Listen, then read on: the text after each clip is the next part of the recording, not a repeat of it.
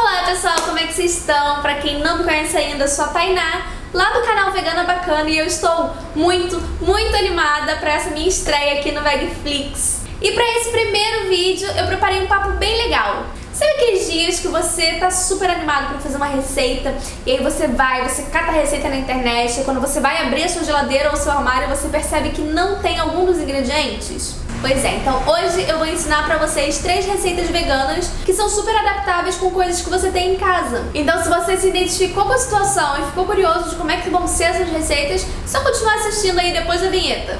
Editor, roda a vinheta. Que no caso sou eu mesma.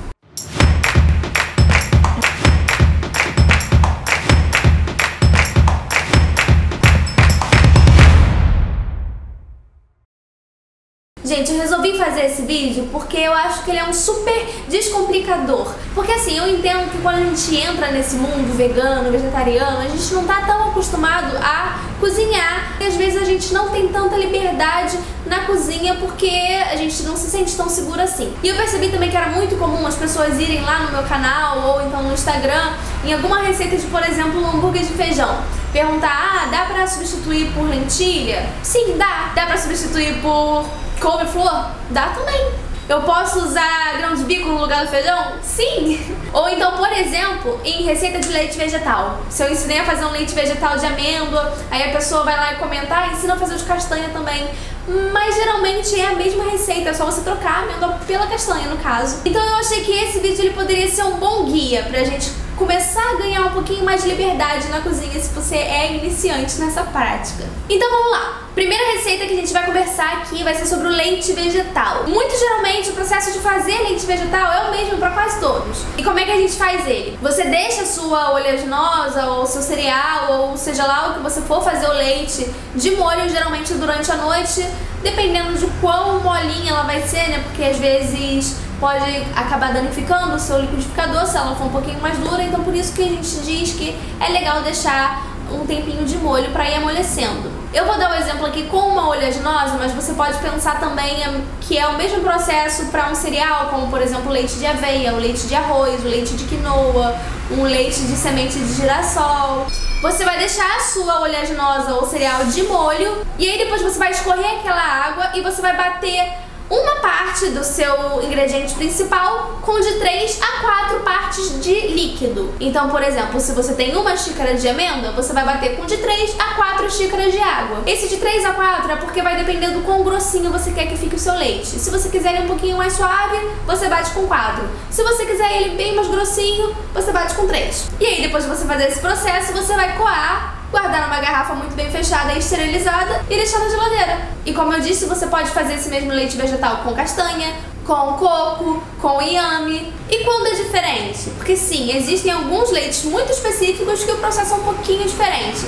Como é, por exemplo, o caso da soja. O leite de soja ele é um pouco diferente porque, além de você ter que cozinhar os grãos antes de você fazer o leite, também é legal você ferver esse leite depois, que ao ferver você vai retirar aqueles antinutrientes que a soja tem, características de todos os grãos que podem atrapalhar na absorção de alguns nutrientes. E também o leite de amendoim, também pode ser legal você dar uma fervida de 5 a 10 minutos nele depois de feito, se você preferir um leite com um sabor um pouquinho mais suave, né, com aquele gostinho um pouquinho menos de amendoim. A duração dos leites vegetais também são muito parecidas e geralmente elas duram de 3 a 5 dias.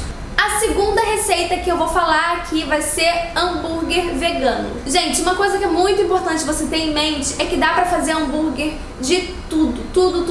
Porque geralmente o que dá o sabor do hambúrguer, mesmo aquele que é feito de carne, são os temperos. Então essas proporções que eu vou dar aqui, geralmente você precisa seguir mais por uma questão de consistência do que de tempero mesmo, porque isso também é uma questão que vai muito do gosto da pessoa. Mas ainda assim eu vou dar uma receitinha base, então vamos lá, anota aí. Eu vou começar falando sobre os temperos que eu costumo usar, que é meio maço de algum tempero fresco, então pode ser cheiro verde, pode ser só cebolinha ou só a salsa, ou você pode usar o coentro ou manjericão, alecrim, isso vai ficar a seu critério, mas no geral eu prefiro usar cheiro verde, que eu acho que é o tempero fresco mais universal, que combina com tudo. Além do cheiro verde eu gosto de colocar meia cebola picada, junto com 3 dentes de alho grandes. E aí esses temperinhos em pó ficam muito a gosto da pessoa, mas os meus temperos padrões, assim, são a pimenta do reino preta, sal e páprica defumada. Eu gosto de botar páprica defumada porque eu gosto desse gostinho de defumado que ela dá nos hambúrgueres geralmente. Mas você pode colocar cominho, você pode colocar louro em pó. Enfim, vai da sua imaginação, do que você achar que combina com o ingrediente que você vai resolver adaptar. Eu aconselho você começar colocando 1 colher de chá de cada e depois você vai provando pra ver se tá do seu gosto. E aí, pra essa quantidade de temperos que eu tô falando, a gente vai usar 3 xícaras do ingrediente principal. E o que pode ser esse ingrediente principal? O que você quiser e que você achar que faz alguma massinha. Então, por exemplo, a gente pode usar um grão de bico, a gente pode usar uma lentilha, a gente pode usar milho, ervilha, todos os tipos de feijões que você tiver em casa, quinoa. Deixe sua imaginação livre e o céu é o limite. Inclusive você pode misturar e fazer 1,5 xícaras com algum feijão e outra 1,5 xícaras com um grão de bico, por exemplo. Ou então você pode não ficar só nos grãos, né, e fazer uma mistura de, por exemplo, um hambúrguer de lentilha com cogumelo, ou um hambúrguer de grão de bico com batata doce, porque os purês de raiz também funcionam super bem nessa receita. E aí a gente também vai usar aqui nessa receita 1 xícara de alguma farinha que você tiver em casa também. A que eu mais uso é a farinha de aveia, porque é a que eu sempre tenho em casa. Mas, por exemplo, quando eu quero que esse hambúrguer ele fique um pouquinho mais proteico, eu uso a de grão de bico. Mas você pode usar a farinha de quinoa, você pode usar a própria farinha de trigo mesmo, normal. Você pode usar a farinha de arroz, um fubá. É só pra ajudar mesmo a dar a liga do hambúrguer, ele não ficar tão assim, desmanchando, né? E aí, além desses ingredientes, eu também gosto de colocar, pra garantir a liga do hambúrguer, que ele fique bem firmezinho, um ovo, né? Um substituto pro ovo, que no caso eu gosto muito de indicar o ovo de chia, que nada mais é do que 1 colher de chia hidratada em 3 colheres de sopa de água por mais ou menos uns 5 minutinhos. E aí depois que passou aqueles 5 minutinhos da semente de chia hidratada, você joga ela também junto com os outros ingredientes. Mas você pode usar, por exemplo, também a linhaça moída, você pode usar também a aquafaba, que é aquela água do cozimento do grão de bico. E aí depois que você tem todos esses ingredientes, você tem algumas opções. Se os seus ingredientes são fáceis de fazer na mão, você pode fazer na mão com algum amassador de batata ou mesmo com um garfo. Se o seu feijão, por exemplo, se você escolher um feijão que tá bem molinho, não tem problema nenhum. Mas se você quiser que seja um pouquinho mais rápido e se você tiver um processador em casa, eu aconselho você simplesmente jogar tudo no processador, que é a receita mais fácil da vida e que salva muito. Se você quiser fazer uma quantidade maior do que essa, é só você seguir as proporções. Então, por exemplo, se você quiser fazer em muito mais quantidade, é só você dobrar essa receita. Ou se você quiser fazer menos, é só você reduzir essa receita pela metade, respeitando as proporções, e tá tudo certo. A terceira receita que eu vou falar aqui é uma receita de manteigas. Manteiga, pasta, você pode chamar do que você quiser. E pra essa receita, a única coisa que você precisa ter em mente é que tem que ser com um alimento bem gorduroso. Então, é muito mais comum que a gente faça ela com oleaginosas ou sementes. Então, por exemplo, uma castanha, amêndoa, amendoim, o coco, a semente de girassol, a semente de abóbora, o gergelim. Mas o passo a passo dessa receita, o processo de você fazer a manteiga de todos esses alimentos que eu falei, é basicamente o mesmo. Que é você torrar o seu ingrediente principal por alguns minutinhos, e isso aí vai depender de qual ingrediente você está usando,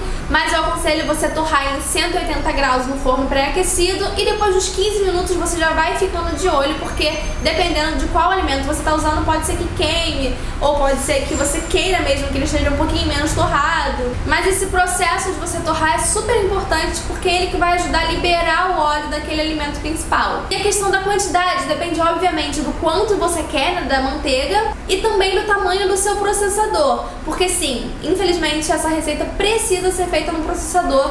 É muito raro você conseguir fazer no liquidificador, não só pela potência, mas com toda a forma mesmo do eletrodoméstico é favorável para a gente conseguir bater por mais tempo. No liquidificador nem sempre funciona, porque você precisaria ficar ajudando a bater por muito tempo, e pode ser que demore muito, porque ela já demora bastante num processador. Mas voltando às quantidades, se o seu processador for aquele padrão grande, eu sugiro que você comece a fazer essa receita pelo menos com 2,5 xícaras do seu ingrediente principal. Porque quando você coloca muito pouquinho, o alimento ele vai prender muito na parede, você vai ter que parar muito o processo para poder soltar o alimento da parede do seu processador. Então eu recomendo que você faça com no mínimo 2,5 xícaras.